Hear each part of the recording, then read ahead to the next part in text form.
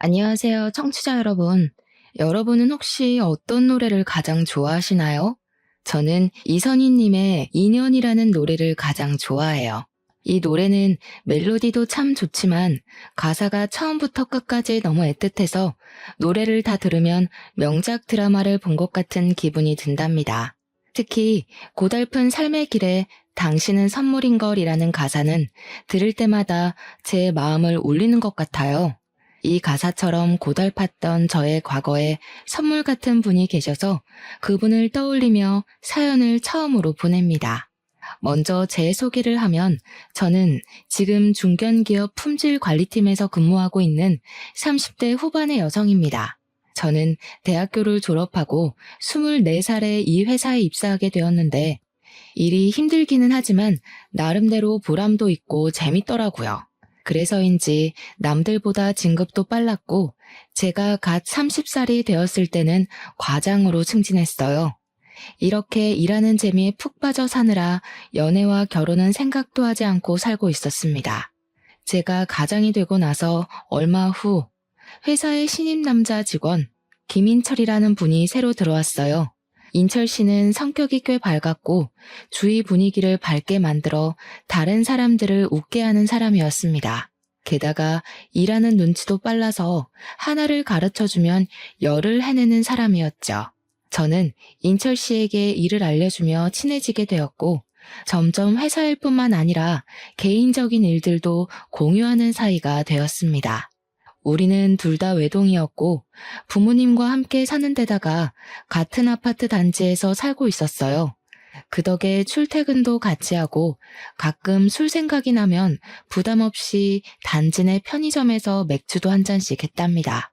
그러면서 서로의 생활 방식이나 집에 관한 이야기도 나눴는데 인철 씨는 주말 오전에는 항상 어머니와 함께 교회에 갔어요. 어머니는 독실한 교회 신자이지만 크게 강요를 하시지는 않는다고 했고 인철 씨는 어린 친구들과 놀기 위해 교회에 다녔는데 어찌어찌 하다 보니 지금까지 교회에 다니게 되었다고 했습니다.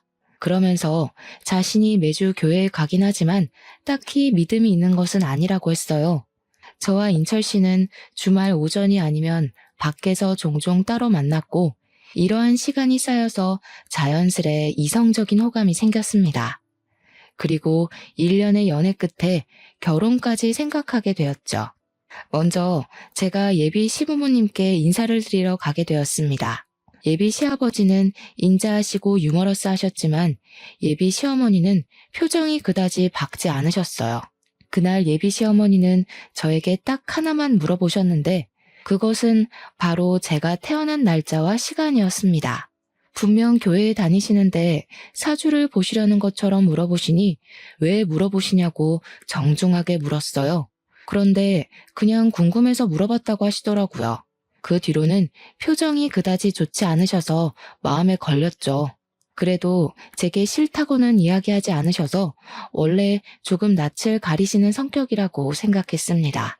이어서 예비 남편이 우리 집으로 인사를 왔는데 우리 부모님은 제가 평생 혼자 살 줄 알았는데 더 늦기 전에 구제해줘서 고맙다고 하며 예비 남편을 두 팔 벌려 반기셨어요. 그리고 우리는 예비 시할머니께도 인사를 드리러 갔습니다. 시할머니는 우리 아파트에서 자동차로 15분 정도 되는 거리에 있는 주택에서 소소하게 농사를 지으며 살고 계셨어요. 처음으로 예비 시할머니께 인사를 드리러 가던 날 솔직히 정말 많이 긴장했습니다. 당시 제 나이가 34살이었는데 제 주변 친한 친구들은 이미 다 결혼을 했던 상태였어요. 결혼한 친구들의 이야기를 들어보니 자기 아들은 귀하지만 며느리는 천하게 대하는 시댁 어르신들이 정말 많았더라고요.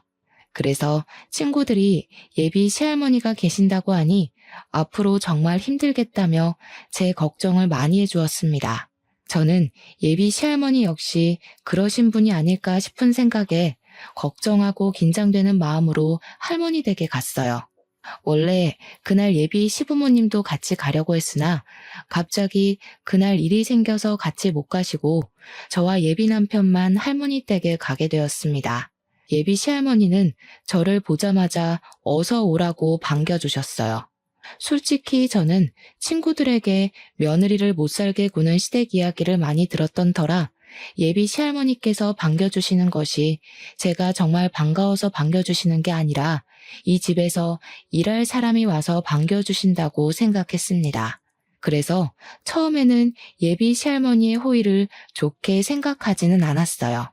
예비 시할머니는 제 손을 꼭 붙잡고 정말 예쁘다고 칭찬을 하시며 거실 소파에 앉아보라고 하셨습니다. 그러더니 부엌에 가서 찹쌀떡과 인절미를 가지고 오셨어요. 예비 시할머니는 손자 며느리가 온다고 해서 직접 만들었다고 하시며 찹쌀떡을 건네주셨습니다. 원래 저는 떡을 그다지 좋아하지 않았지만 제가 온다고 만드셨다고 하니 어쩔 수 없이 한 입 베어 물었는데 이 떡은 꿀을 발라놨는지 정말 맛있었어요. 제가 맛있게 먹는 모습을 가만히 보시던 예비 시할머니는 제게 앉아서 먹고 있으라고 하시더니 부엌에 가셨습니다. 제가 뭐 도와드려야 하나 싶어서 부엌에 따라가니 절대 오지 말라고 하셨어요. 어쩔 수 없이 거실에 앉아 떡을 마저 먹고 있는데 예비 시할머니는 이제 준비가 다 됐으니 부엌에 오라고 하셨습니다. 그래서 가보니 식탁에 각종 나물 반찬들과 잡채가 한가득 있었어요. 저는 솔직히 나물을 그다지 좋아하지 않습니다.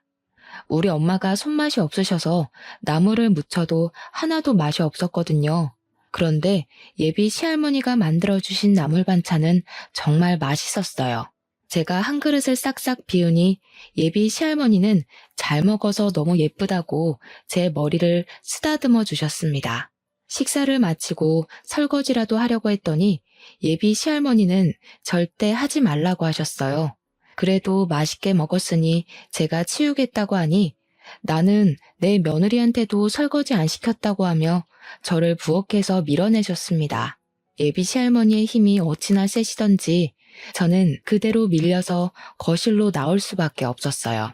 거실에서 예비 시할머니께서 직접 타주신 커피를 마시고 있는데 또 혼자 부엌에 들어가시더니 이번에는 나물이며 떡을 한가득 챙겨주셨습니다. 그러면서 줄 것이 이거밖에 없어서 미안하다고 하셨어요. 저는 너무 감사하기도 하고 아무것도 안 하고 얻어먹고만 온 것 같아 너무 죄송하다고 말씀드렸더니 가족끼리 무슨 그런 말을 하냐며 그냥 한 번씩 내 생각만 해달라고 하셨습니다. 사실 시할머니까지 계신다길래 걱정을 정말 많이 했는데 예비 시할머니는 인자하시고 저를 어린 손녀 보듯이 따뜻하게 대해주셨어요. 뭔가 어릴 때 돌아가신 저의 할머니가 다시 오신 기분이 들어서 마음이 따뜻하고 푸근했습니다. 이렇게 우리는 각자 집에 인사드린 후 본격적으로 결혼 준비를 시작했어요. 예물과 예단은 다 생략하고 신혼집은 당시 저와 부모님이 함께 살고 있던 집으로 정했습니다. 부모님은 원래 제가 결혼 후 지금 사는 집을 월세로 내놓고 차로 5분 거리인 신도시로 이사하려고 하셨어요. 그런데 친정 부모님이 남에게 월세를 주느니 딸의 신혼집으로 주는 게 낫겠다며 사시던 집 명의를 제 명의로 돌리고 그곳을 우리 신혼집으로 마련해 주셨습니다. 이런 상황이다 보니 저는 시댁과 같은 아파트 단지에 살게 되었어요. 친구들은 저의 이런 상황을 듣고는 자고로 친정은 가깝고 시댁은 멀어야 좋고 게다가 시할머니까지 계신다고 하니 결혼 생활이 쉽지 않겠다고 했습니다. 하지만 첫 인사를 드리러 갔을 때 예비 시아버지는 정말 인자하시고 좋으셨고 예비 시어머니는 딱히 저를 완전히 반기시지는 않았지만 그래도 말이 많으신 분은 아닌 것 같기에 괜찮을 것 같았어요. 게다가 예비 시할머니는 한 번 뵙기는 했지만 정말 좋아 보이셨기에 큰 문제가 없을 것으로 생각했습니다. 그 뒤로 우리는 문제없이 결혼 준비를 하고 결혼식 신혼여행까지 성황리에 마쳤어요. 그리고 결혼 후 시댁에 처음으로 가게 되었습니다. 시댁에 갔는데 시아버지는 아직 회사에서 퇴근하시기 전이셨고 시할머니는 시댁으로 오고 계시는 중이라 시어머니만 계셨어요. 신혼여행은 잘 다녀왔니? 너는 이제 이 집의 며느리가 되었으니 얼른 아들부터 낳아야 한다. 아들을 낳아서 양반집 김씨의 대를 이어야지. 안 그러니? 자녀 계획도 중요하지만 사실 저는 회사 일 때문에 당장은 아이를 가질 생각이 없어요. 자녀는 저와 남편이 회사 일이랑 잘 생각해서 천천히 가지도록 하겠습니다. 이게 아주 큰일 날 소리를 하는구나. 빨리 아들을 가져야지. 안 되겠다. 빨리 아들이 생기도록 기도라도 해야겠어. 시어머니는 교회를 다니지도 않는 제게 아들을 빨리 갖게 해달라고 기도를 해야 한다며 제 앞에서 무릎을 꿇고 제 손을 잡고 앉아서 아들을 얼른 갖게 해달라고 기도를 시작했습니다. 남편도 제 옆에서 무릎 꿇고 기도를 했고 분위기가 이러다 보니 저도 얼결에 같이 기도를 했어요. 기도를 마친 후 시어머니는 아들을 가지기 위해 최선을 다하라고 신신당부를 했습니다. 그리고 잠시 후 어머니는 결혼 후 정식으로 시댁에 처음 왔으니 이제 밥을 먹게 음식을 차리라고 하셨어요. 사실 저는 부끄럽지만 결혼 전에 밥을 해본 적이 없습니다. 우리 친정은 다들 평일에는 회사에서 일하느라 집에서 밥을 먹지 못했고 주말에는 외식이나 배달 음식을 먹었어요. 어쩌다가 엄마가 찌개 같은 것이라도 끓여서 밥을 먹게 되더라도 전자레인지에 돌리면 바로 조리가 되는 즉석밥을 주로 이용했습니다. 그렇기에 저는 한 번도 쌀을 밥솥에 넣어 밥을 해본 적이 없었어요. 그래서 요리에는 그다지 소질이 없는데 갑자기 요리하라니 너무 황당했고 뭘 어떻게 시작해야 할지 몰라 가만히 있을 수밖에 없었습니다. 원래 우리 집은 풍습이 며느리들이 처음 시댁에 오면 음식을 직접 해서 어른들에게 요리 실력을 검사받는단다. 새로 들어온 며느리의 요리 실력을 알아야 살림을 어떻게 가르칠지 판단을 할 수 있지 않겠니? 그러니 너도 빨리 주방으로 들어가서 얼른 밥이랑 반찬이랑 국이랑 좀 끓여봐. 뭐든 해오란 말이다. 시어머니의 황당한 말에 남편은 그냥 가만히 구경만 하고 앉아 있었습니다. 익숙하지도 않은 주방에 가만히 서서 뭘 어찌해야 하나 당황스러워하는데 시할머니와 시아버지가 오셨어요. 시할머니는 제가 저번에 좋아했던 밑반찬을 가득 들고 오셔서는 당분간 회사 일하고 집 정리하느라 밥 제대로 챙겨 먹기 힘들 테니 이 반찬들 먹으라고 하셨습니다. 그리고 시어머니에게는 내 손자 며느리한테 시집살이 시키려거든 가만히 안 둔다고 하셨어요. 그러면서 오늘은 손자 며느리가 생겼으니 외식하자고 하셨습니다. 시어머니는 시댁에 처음 왔는데 며느리 음식 솜씨 좀 봐야 한다며 안 된다고 하고 시할머니는 너는 처음 시댁 왔을 때 음식 하기는 했냐고 하며 말도 안 되는 소리 짓거리지 말고 얼른 외출 준비나 하라고 하셨어요. 결국 시할머니의 말씀에 우리는 외식을 하게 되었습니다. 우리 예쁜 며느리 덕에 좋은 음식을 다 먹네. 고맙다. 우리 며느리, 우리 이렇게 가족이 되었으니 앞으로 잘 지내보자. 그래, 우리 그렇게 꽉 막힌 사람들도 아니니 앞으로 가족으로서 재밌게 잘 지내자. 힘든 일 있거나 인철이가 괴롭히면 꼭 나한테 말해. 내가 인철이 아주 눈물 쏙 빠지게 혼내주마. 인철이 너 혜정이 괴롭히면 이 할미가 가만히 안 둔다. 원래 처음에는 며느리가 직접 차려준 밥을 얻어먹어야 한다는데 혜정이 넌 할머니 계셔서 참 좋겠다. 너는 처음에 밥상 차렸니? 밥도 제대로 못 앉힌 주제에 무슨 말이 그리 많아. 어디서 지금 시애미질 하려고 드냔 말이다. 내가 언제 너한테 시애미질 했니? 물론 그건 아니지만 그래도 할 도리는 해야죠. 도리? 너는 기본 도리는 다 했고 어디 한번 너에 대해서 이 자리에서 읊어주랴? 내가 너 많이 참고 있는 거 알지? 시할머니가 언성을 높이시며 하시는 말에 시어머니는 아무 말도 하지 못하고 가만히 있었습니다. 솔직히 시댁에 처음 오자마자 아들 낳으라고 하고 밥상 차리라고 다그치던 시어머니가 좋지는 않았지만 그래도 시할머니와 시아버지가 든든한 제 편이 되어주는 것 같아 좋았어요. 그렇게 외식을 마치고 집에 가는 길에 곰곰이 생각해보니 집에서 가만히 있던 남편에게 서운한 감정이 들었습니다. 제가 남편에게 아까는 너무 서운했다고 하자 그 자리에서 저를 두둔하면 앞으로 어머니가 저에게 시집살이를 시킬 것 같아서 일부러 그랬다고 했어요. 그러면서 자신의 마음은 그게 아니었다고 하며 미안하다고 했습니다. 아까 그 자리에서는 화가 많이 났지만 남편이 진심으로 미안하다고 하니 또 마음이 사르르 풀려서 다음부터는 잘하라고 하고 말았어요. 그리고 결혼 후 첫 주말이 되었습니다.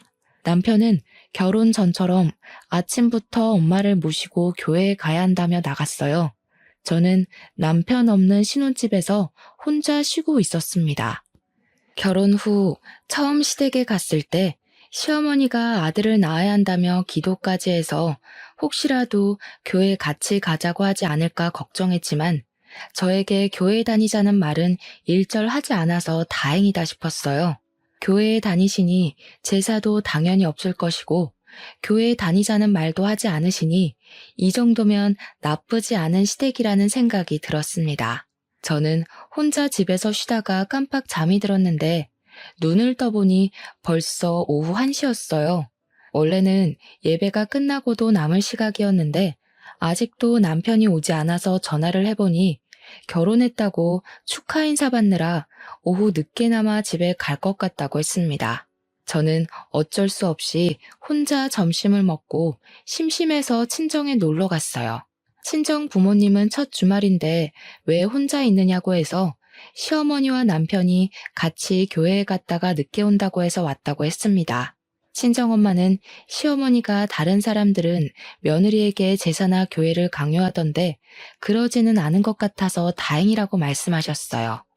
친정에서 엄마와 시간을 보낸 후 오후 5시쯤에 다시 신혼집으로 갔습니다. 집 앞에는 남편과 시어머니가 이제 막 와서 주차장에 차를 주차하고 있었어요. 시어머니는 저를 보자마자 집에 있지 않고 혼자 어디 갔다 왔냐고 물으시길래 할 일이 없어서 친정에 다녀왔다고 했습니다. 이게 결혼한 지 얼마나 됐다고 벌써 친정행이야? 제정신이야? 네? 여자는 결혼하면 친정 가지 말라는 법이라도 있나요? 제가 친정에 간 일이 제정신이냐는 욕을 들을 만큼 잘못한 일인 거예요? 당연하지. 원래 여자는 결혼하면 친정은 이제 없다고 생각하며 살아야 해. 그게 며느리다. 인철 씨는 결혼해도 자기 엄마랑 교회 다니면서 저는 왜 엄마를 보면 안 돼요?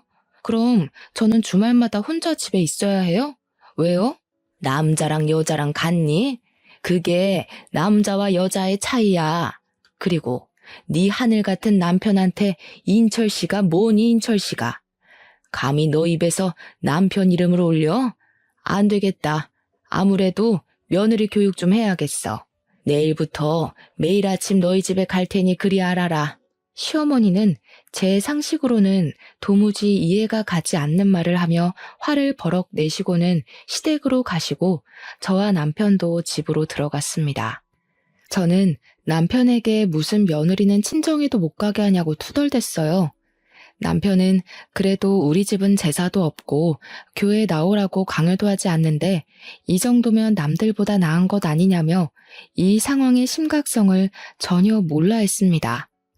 저는 이런 남편을 보며 이 결혼을 잘 유지할 수 있을까 하는 의문이 들었어요. 이미 결혼식도 다 올리고 했지만 혼인신고는 좀 더 지나서 신뢰가 확실히 쌓였을 때 해야겠다는 생각을 했습니다. 그날 밤 저는 원래 머리만 대면 잠을 자는 성격이었으나 그날은 이런저런 생각들이 꼬리에 꼬리를 물어 잠이 쉽게 들지 않았고 새벽 2시 정도에 겨우 잠이 들었어요. 아직 밖이 깜깜한 새벽, 갑자기 누가 우리 집 벨을 눌렀습니다. 시계를 보니 아직 5시였어요. 남편은 원래 잠기가 매우 어두워서 정신없이 잠을 자고 있었습니다. 저는 제가 잘못 들었나 싶어 다시 자려는데 또 벨을 누르더라고요. 혼자 나가서 누군지 확인하려다가 갑자기 무서운 생각이 들어 남편을 흔들었지만 남편은 누가 업어가도 모를 정도로 아주 깊게 잠을 자고 있었습니다. 그때 시어머니로부터 전화가 왔어요. 무슨 일인가 싶어 전화를 받으니 지금 문 앞이라고 하시며 얼른 문을 열라고 하셨습니다. 제가 현관을 열자마자 시어머니는 새색 씨가 아직도 꼬락서니가 이게 뭐냐고 하며 얼른 잠 깨고 밥 차릴 준비하라고 하셨어요. 저는 이 새벽에 무슨 자다가 봉창 두드리는 소리를 하시느냐고 했습니다. 내가 어제 이야기하지 않았니? 너 며느리 교육한다고. 대단한 김씨 가문의 며느리가 됐으면 새벽부터 일어나서 바깥일하는 김씨 가문을 위해 아침상을 대령해야 해. 그야 여자들은 집안일만 하던 옛날 이야기죠. 지금은 여자도 남자처럼 똑같이 일하는 시대잖아요. 저도 같이 일하고 엄밀히 따지면 제가 인철 씨보다 더 많이 돈도 받아요. 그런데 제가 왜 남편 아침상까지 차려야 하죠? 그래봤자 넌 여자일 뿐이야. 잔말 말고 얼른 쌀이나 씻고 밥 차릴 준비나 해. 시끄러운 소리에 남편이 큰 방에서 나왔는데 시어머니는 남편에게 얼른 들어가서 잠을 마저 자라고 하고 큰 방 문을 닫아버리셨습니다. 그리고서는 저를 주방으로 밀어넣고 쌀을 먼저 씻으라고 하셨어요.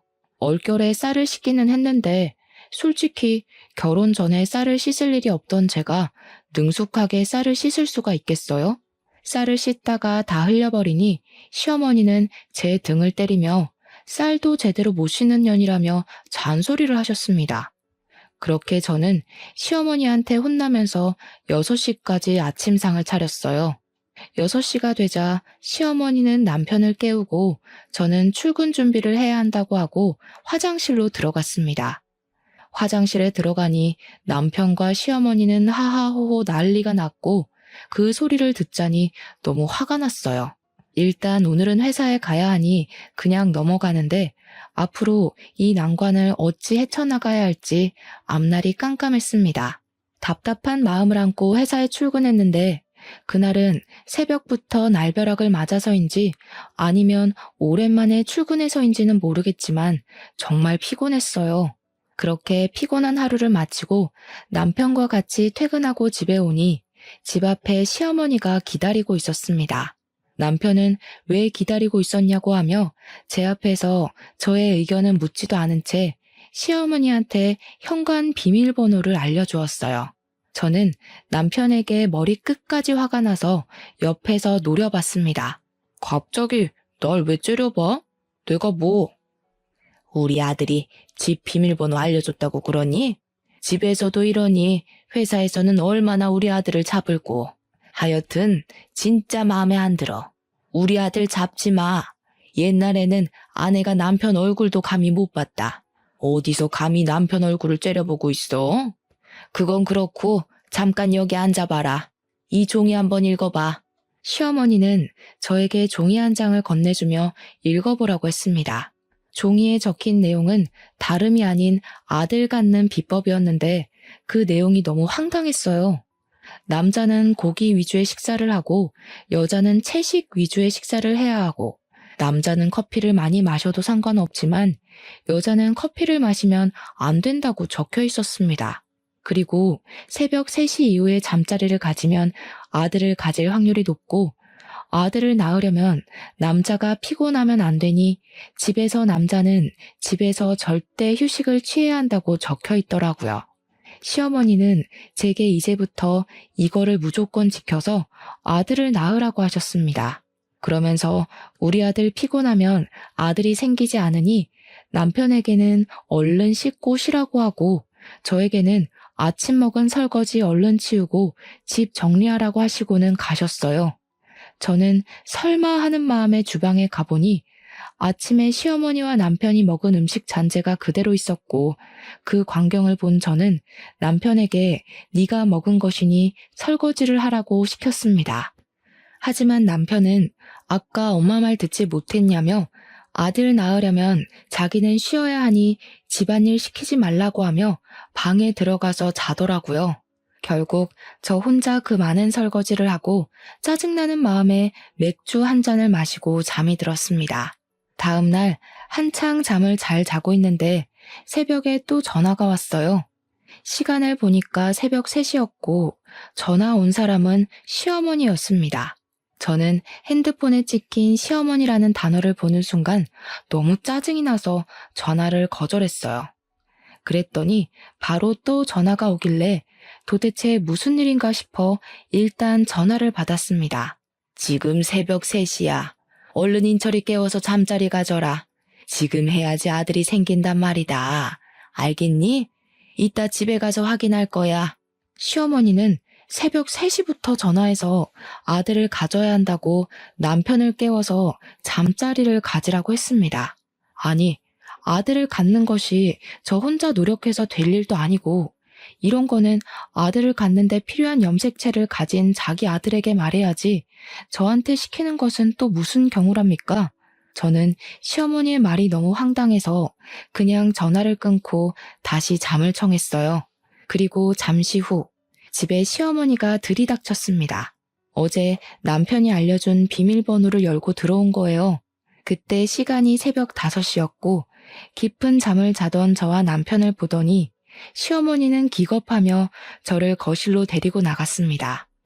왜 잠자리를 안 가졌어? 얼른 아들을 낳아야 할 것 아니냐? 저는 아직 아이 가질 생각 없어요. 그리고 제가 무슨 아들 낳으려고 결혼한 것도 아니고 왜 이리 아들을 가지라 말아야 해요? 2년이 결혼했으면 아들을 얼른 가질 생각을 해야지. 네가 결혼하면서 우리 집에 해준 것도 없는데 아들이라도 낳아야 할 거 아니냐? 제가 왜 한 것이 없어요? 이 집 우리 집에서 해주신 거 잊으셨어요? 고작 이딴 허름한 집 따위 하나 해줬다고 유세냐? 내 참 어이가 없어서. 네가 솔직히 얼굴이 이쁘기라냐, 집이 재벌집이기라냐. 다른 며느리들처럼 사근사근한 것도 아니고 나이가 어린 것도 아니고 하나부터 10까지 다 맘에 안 들었지만 그래도 나 다 참고 아들 낳을 사주라고 해서 결혼시켰다. 그럼 빨리 네가 아들을 낳아야 할 것 아니냐? 네? 아들 낳을 사주요? 그건 무슨 소리예요? 어머니 교회 다니시는데 사주 같은 거 믿어도 돼요?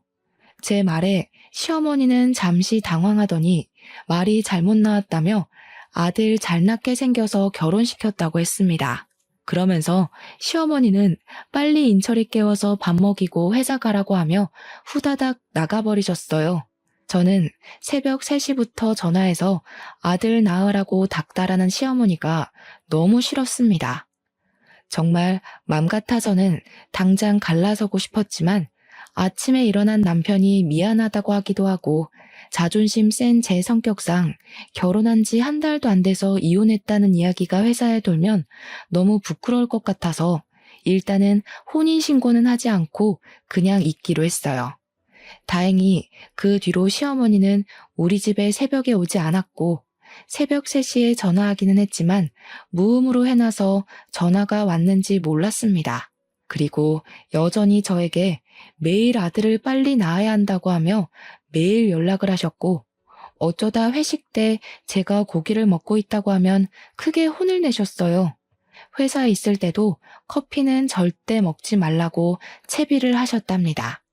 또한 남편은 피곤하면 안 되니 집에서 아무 일도 시켜서는 안 된다고 하며 집에서 설거지도 못 시키게 남편이 매일 퇴근할 때 우리 집으로 와서 감시하셨습니다. 저는 시어머니랑 분명히 따로 살지만 같이 사는 기분이 들었어요.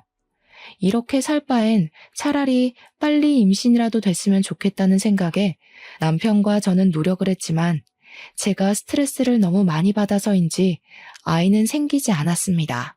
시어머니는 아들이 생기지 않는다고 제게만 닥달하고 매일 저를 붙잡고 기도했어요.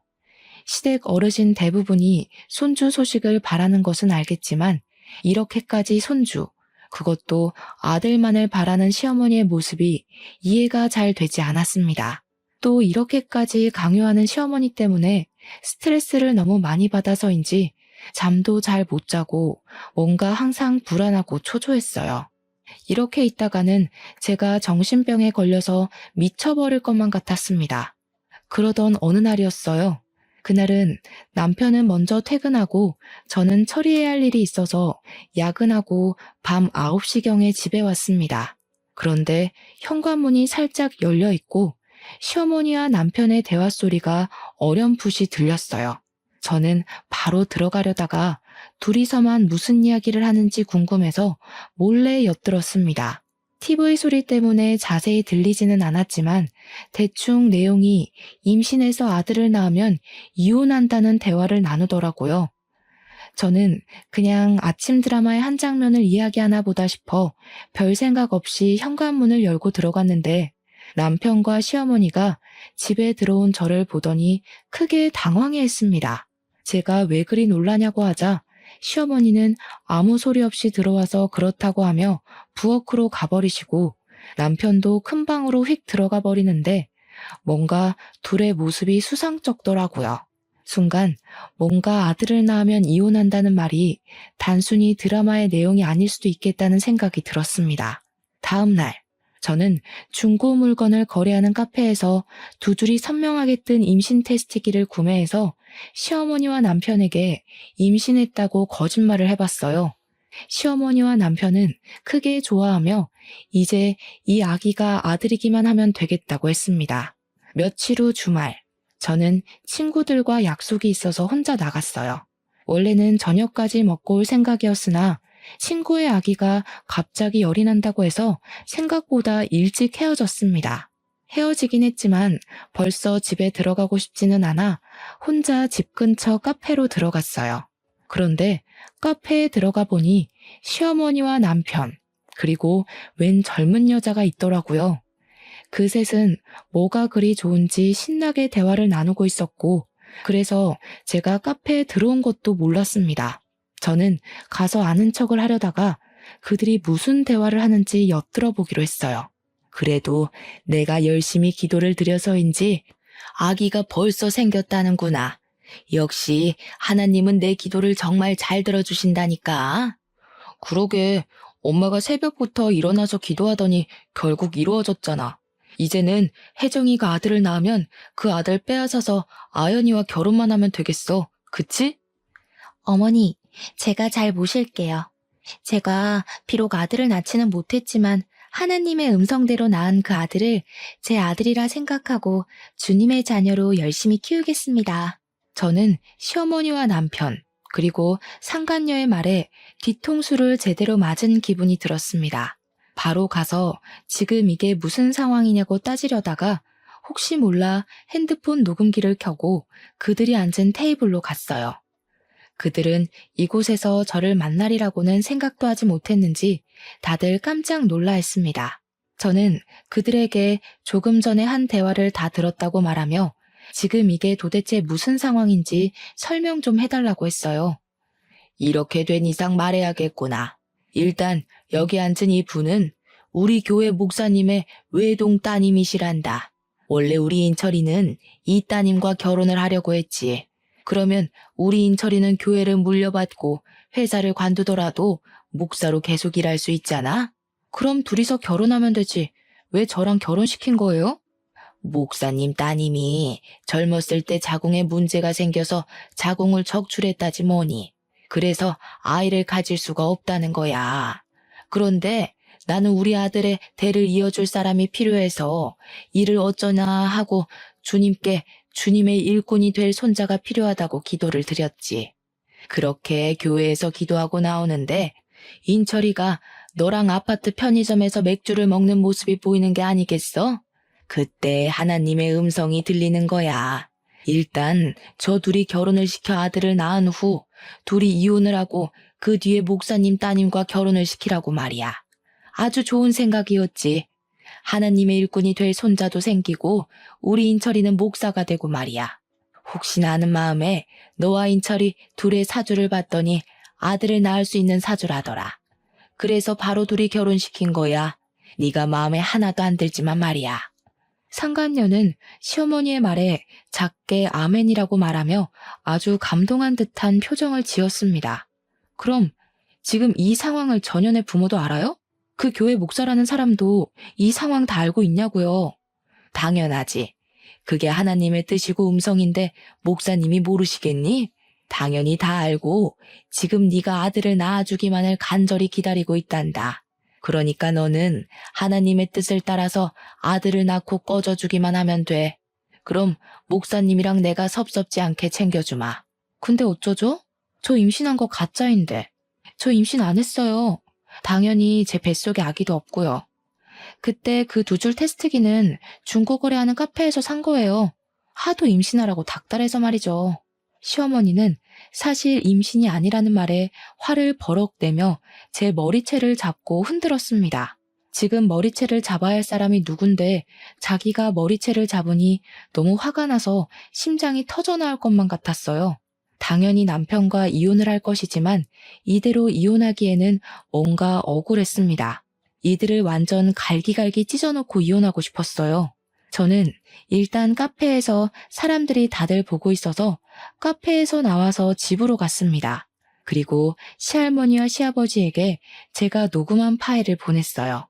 제가 녹음한 파일을 들은 시할머니와 시아버지는 한달음에 우리 집에 오셔서 이게 다 사실이냐고 하셨습니다. 저는 방금 카페에서 있던 일이고 제가 들은 이야기를 하나도 빠짐없이 말씀드렸어요. 잠시 후 시어머니와 남편이 화가 잔뜩 난 표정으로 집에 들어왔고 시할머니는 현관에서 신발을 벗고 있는 시어머니의 뒤통수를 세게 갈기셨습니다.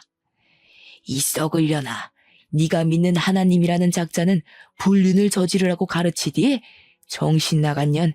하긴 니년은 젊을 때부터 아주 싹수가 노래가지고 정신 나간 짓만 골라서 했지.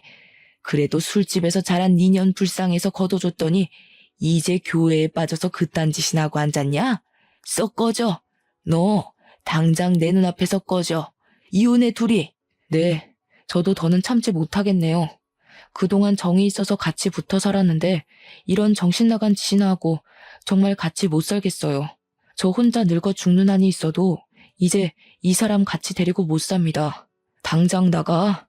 이제 당신과 나 끝이야. 아버지, 진짜 엄마랑 이혼할 거예요? 그래도 같이 산 정이 있는데 어떻게 그래요? 할머니, 아버지 좀 말려봐요. 이 새끼가 아직도 정신을 못 차렸나? 너 어릴 때는 피덩이인 네가 우리 아들의 진짜 자식인 줄 알고 거뒀고 커서는 그래도 너를 키운 정이 있어서 같이 키웠어. 네가 우리 집 자식이 아니더라도 그래도 내 손주라 생각하고 키웠다. 그런데 역시 피는 못 속이지. 피는 못 속여. 지 어미 닮아서 싹수가 노란 짓만 하고 다니는 꼴을 보니 더는 너 내 자식으로도 못 두겠다. 너도 네 어미랑 같이 나가. 나가서 너네 잘난 하나님한테 기도나 하며 살란 말이다. 시할머니와 시아버지는 집에 들어오려던 시어머니와 남편을 내쫓았습니다. 그리고 제게는 놀라지 말고 들으라며 젊은 시절 이야기를 해주셨어요. 시아버지는 젊을 때 다른 분과 결혼을 하셨었고 그분이 몸이 약하셔서 아기는 없었다고 해요.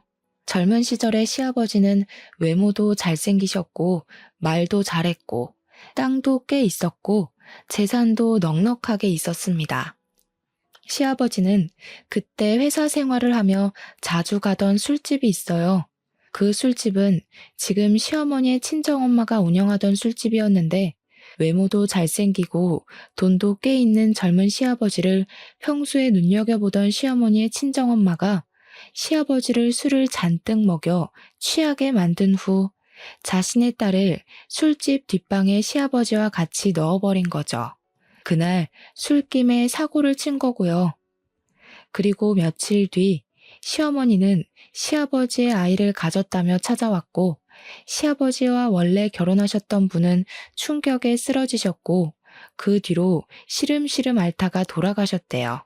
시어머니는 아들을 낳아 시할머니를 찾아가서 시아버지의 아이이니 이 집의 며느리로 받아달라고 했습니다. 시할머니는 처음에는 받아주지 않으려고 했지만 아들이기도 하고 이 아들이 시아버지의 핏줄이라는 생각에 어쩔 수 없이 받아줬어요. 이 아들이 바로 지금 제 남편이었습니다. 시아버지는 시어머니에 대한 정은 하나도 없었지만 남편은 핏줄이라는 생각에 금이야 오기야 키웠다고 해요. 그러다가 남편이 6살쯤에 병원에서 우연히 혈액형 검사를 하게 되었습니다. 시부모님 둘 다 A형이라서 당연히 남편은 A형이거나 O형이 나와야 하는데 B형이 나왔어요. 뭔가 이상한 시아버지는 유전자 검사를 하려 했으나 시어머니가 안 된다고 말렸다고 합니다. 하지만 시아버지는 몰래 유전자 검사를 했는데 검사 결과 남편이 친아들이 아니라고 나왔어요. 집안이 뒤집히고 이혼하려 했으나 고작 6살밖에 되지 않은 어린 남편이 불쌍하기도 했고 그동안 기른 정 때문에 그냥 눈 감고 살게 되었습니다. 그렇게 시어머니는 거짓말로 결혼했지만 그래도 시할머니는 시어머니에게 시집살이 한번 시킨 적 없었다고 해요. 어린 나이부터 술집 하시던 엄마 밑에서 자란 아이가 제대로 살았겠냐면서 진심으로 시어머니를 딸처럼 생각했다고 합니다. 시아버지 역시 시어머니에게 여자로서의 정을 느끼지 못해 사근사근하게 대하지는 못했지만 그래도 집안일 다 도와줘가며 살았다고 해요. 이 이야기를 들으니 저는 너무 기가 막혔습니다. 시어머니는 시할머니에게 그렇게 사랑을 받고 지금까지 왔으면서 저에게는 온갖 시집살이를 다 시키려 했잖아요. 그리고 남편도 그런 엄마를 말리지는 못할 망정 옆에서 더 부채질했다는 것이 정말 화가 났습니다. 저는 이 모든 사실을 안 후 남편과 이혼해야겠다고 했어요. 두 분은 미리 말해줬어야 했는데 굳이 말할 필요성이 있을까 싶어서 안 했다며 미안하다고 제게 사과를 하셨습니다. 그렇게 시할머니와 시아버지가 가셨고 남편은 그날 저녁 집에 끝내 오지 않았어요. 저는 남편의 모든 짐을 다 챙겨서 심부름 센터를 통해 회사로 보냈습니다. 그리고 녹음한 파일을 지역 맘카페와 시어머니와 남편이 다니던 교회에도 올렸어요. 마침 교회에서 활동하던 사진이 교회 사이트에 있길래 시어머니와 남편의 사진도 함께 올렸습니다. 혹시나 해서 모자이크 처리를 하기는 했지만 지인이면 알아볼 수 있을 법하게 올렸어요. 폭풍 같은 주말이 지나고 다시 월요일이 되었습니다. 남편은 자신의 자리에 심부름센터에서 보낸 남편의 짐들을 보고 이게 다 뭐냐고 물었어요. 뭐긴 뭐야, 너 짐이지. 이제 내 집에 들어올 생각하지 마. 그 집 내 명의인 거 알지? 진짜 잔인하다. 어떻게 사람을 이렇게 곤란하게 해? 네가 그러고도 사람이야? 먼저 엿먹인 게 누군데 그래. 애초에 나한테 마음도 없었으면서 너 아들 낳아줄 여자 필요해서 나랑 결혼하고 나서도 목사 딸년 만나고 다니는 게 곤란하게 한 거 아니면 뭐니?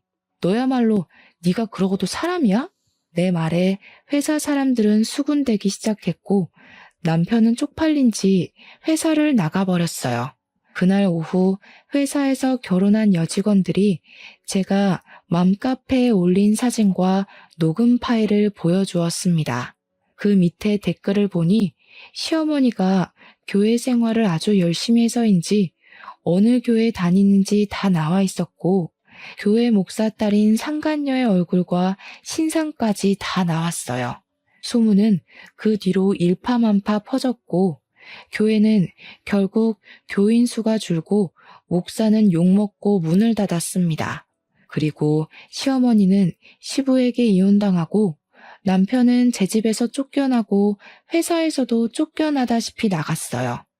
당장 오갈 데가 없어진 시어머니와 남편은 교회로 들어가 살려고 했는데 교회에서도 교회 이름에 먹칠을 했다며 쫓아냈다고 합니다. 결국 그 둘은 여간방을 전전하며 거지꼴로 산다고 해요. 이렇게 된 후 전 시할머니한테 전화가 왔습니다. 전 시할머니는 이렇게 연이 끊겼지만 진짜 손녀딸이 생긴 것 같아서 너무 좋았다고 하며 다시 한번 진심으로 미안하다고 하셨어요. 저는 전 시할머니께 그런 말씀 하시지 마시라고 하며 저도 할머니가 생긴 것 같아서 너무 좋았고 종종 찾아뵙겠다고 했습니다. 그리고 다음날 전 시할머니 핸드폰으로 문자가 하나 왔어요. 전 시할머니가 밤에 돌아가셨다는 것입니다. 무슨 일인가 해서 바로 장례식장으로 달려갔더니 그곳에는 전 시아버지가 망연자실한 표정으로 앉아 계셨어요. 일이 그렇게 된 후 자신이 모질지 못해 열심히 사는 젊은 사람의 인생을 자신이 망친 것 같다며 죄책감에 시달리셨다고 합니다. 그러면서 몸이 급속도로 안 좋아지셨고 결국 일이 되었다고 하셨어요. 그 이야기를 듣는데 너무 마음이 안타까워서 미칠 것 같았습니다. 저는 회사에 휴가를 내고 전 시할머니의 마지막 가는 길을 지켰어요. 비록 이 생에서의 만남은 너무 짧았지만 저에게는 마음이 너무 따뜻한 분이셨습니다. 저의 첫 번째 결혼이 고달프고 지옥 같았지만 그래도 선물 같은 할머니가 계셔서 다행이라는 생각이 들어요. 이렇게 저는 결혼을 하기는 했지만 1년도 살지 못하고 이혼했습니다. 그나마 다행인 것은 혼인신고를 하지 않아서 재산 분할이고 뭐고 필요 없이 위자료 받고 아주 쉽게 헤어질 수가 있었어요. 그리고 지금은 일단 일을 열심히 하며 살고 있습니다. 이러다가 좋은 남자 생기면 좋은 거고 아니면 그냥 저의 인생을 살아가려고요. 지금까지 저의 기나긴 사연 들어주셔서 감사합니다. 모두 행복한 하루 보내세요.